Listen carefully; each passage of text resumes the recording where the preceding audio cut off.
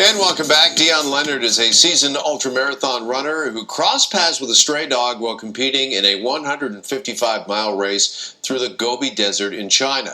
Now, the pup proved that what she lacked in size, she had made up for in heart, as she went step for step with Dion for over 77 miles. In his new book entitled Finding Gobi, Dion recounts this miraculous encounter and the lengths that he went to adopt Gobi into his family. And Dion Leonard and Gobi join us now. Nice to see you both. Thanks for having us on the show. First of all, I have to ask you, what made you want to run a marathon through the Gobi Desert?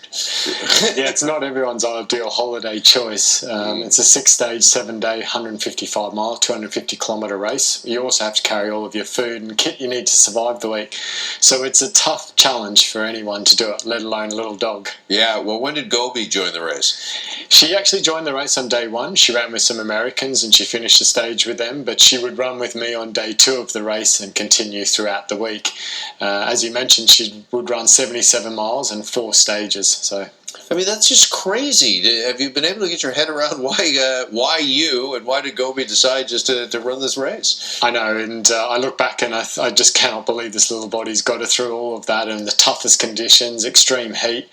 I have no idea why she chose me, and I don't know if it's more past life connection, more to it, but it's been an incredible bond that we formed throughout it. I bet. Now, tell us the turning point in the race for you.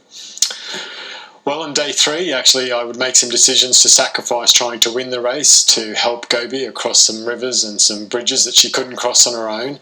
And that would be a turning point for me because of some things that happened in my childhood. I would see in Gobi that she needed help, and I would reflect back on some of those points and the volatile upbringing I had, and I would help her when I would normally have just gone towards winning the race. Yeah, is that just something that was instinctive? Was it just inside you, Dion, that you knew you couldn't leave Gobi behind just so you could cross the finish line first? Yeah, it became that way. She became so important to me that the race became irrelevant, and I felt that I needed to be there to help her and to take her out of that situation.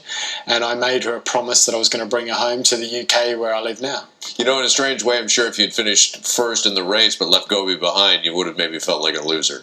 I completely agree, yeah, absolutely. Yeah, okay, so tell us what happened after the race, because Gobi somehow went missing, right?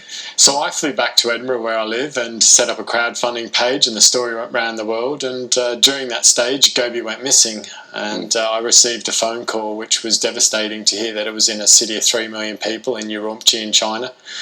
And I flew back to find this dog, and there's so many stray dogs. It's a dense populated city, and I thought we were never going to find her. But after 10 days of her missing and 4 days of me actually being on the ground with the search and volunteers, a team that I'd put together, we found her, and it was just a miracle. Well, I mean, literally a needle in a haystack, right? Absolutely. It was nothing short of that, and I think it would have been easy to find the needle. I was amazed when we found her, and she came running across this room where these people had picked her up in a park. They'd seen the posters that we'd put up everywhere.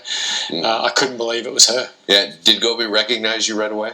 She did, and we'd had lots of false hopes and false calls about people thinking that they'd either found Gobi or people threatening us to do harmful things to the dogs that, were for money. Mm-hmm. So I went there and I didn't exactly know if it was going to be her, and to find out that it was her and to see her running across the room into my arms was just amazing. I was in tears, and she was so happy to see me. And now, you also write in the book just how tough it was to actually adopt Gobi and bring Gobi back home to Edinburgh.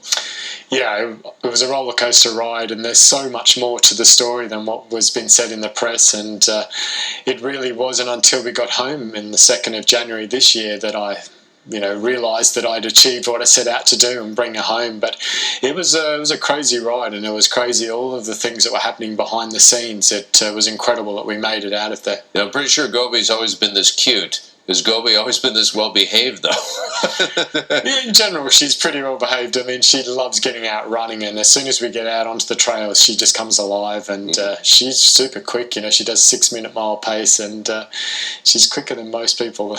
Incredible. All right, finally, the story has been optioned as a movie. Who would you like to see play you in the movie?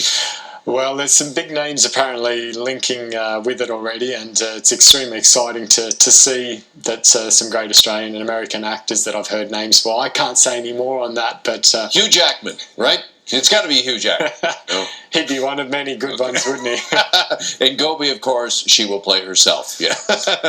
All right, the book is called Finding Gobi. It is available right now. Dion, Leonard, and Gobi. Thank you both so much. Appreciate it. Thanks for having us.